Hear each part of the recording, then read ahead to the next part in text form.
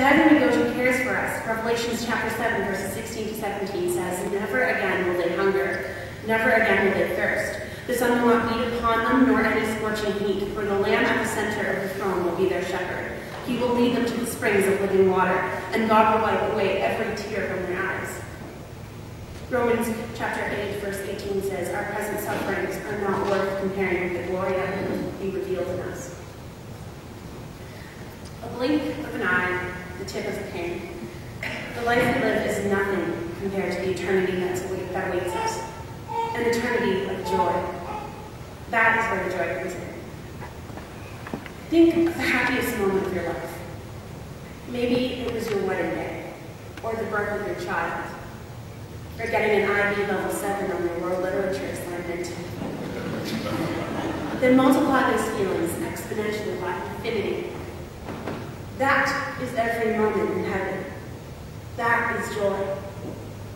That is where my peace comes from. Those people, my own friends and the others I have lost, are there, experiencing that joy. I know one day I'll be right there with them, experiencing it too. And the final speaker will be Christine Walsh. Christine will be speaking on triumph.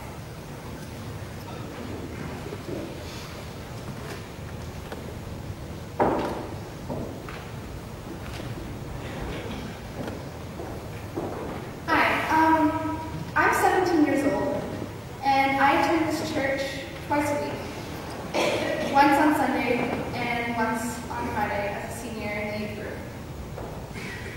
And at school, I let people know that I am a Christian by wearing my cross or reading my Bible during my homework period. I often get asked what I'm reading, and then I get the weird looks and the awkward responses. But those don't bother me anymore. And I'm not here to talk to you guys about my challenges as a teen youth. I'm here to talk to you about triumph. And my story involves me at a workshop that I went to once for WAVE. And WAVE stands for Working Against Youth Violence Everywhere, which I'm a regional member of the team. When people see me, they often see me as the person who asks a lot of questions. If there's a question that's bothering me, I'm going to ask it. And sometimes that takes a lot of courage, because whenever someone singles themselves out by asking a question that they don't understand, people can judge. But that doesn't bother me anymore, because I know that I'm asking a question for myself and not for others. So, where am I going with this? Well, the workshop that I was talking about, there are a few speakers coming forth and talking about their troubles that they've had with segregation or bullying and topics like that. And a woman came in to talk about homosexuality. And she was an amazing woman, very kind, and I respect her a lot. And she came in and talked about how people discriminated against her because of her sexual preference. And when she was done her presentation, there's a question on the tip of my tongue that was bothering me ever since she began. So I raised my hand, but with a knot in my stomach, hoping that this wouldn't go wrong. And I asked her, "Are you religious?" And she said, "What do you mean?" I should have been more specific, like, "Are you Christian?" But she said, "No, I'm Buddhist, and I do attend the church there." She said, "Are you Christian?" I said, "I am."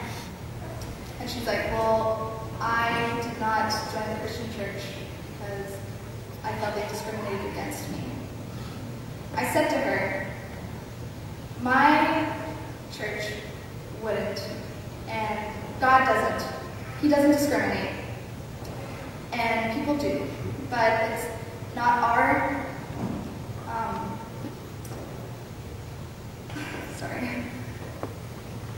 it's not our right to judge. It's God's right to judge when we go up to heaven.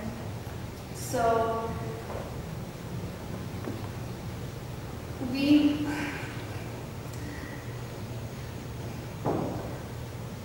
peers always judge us, and people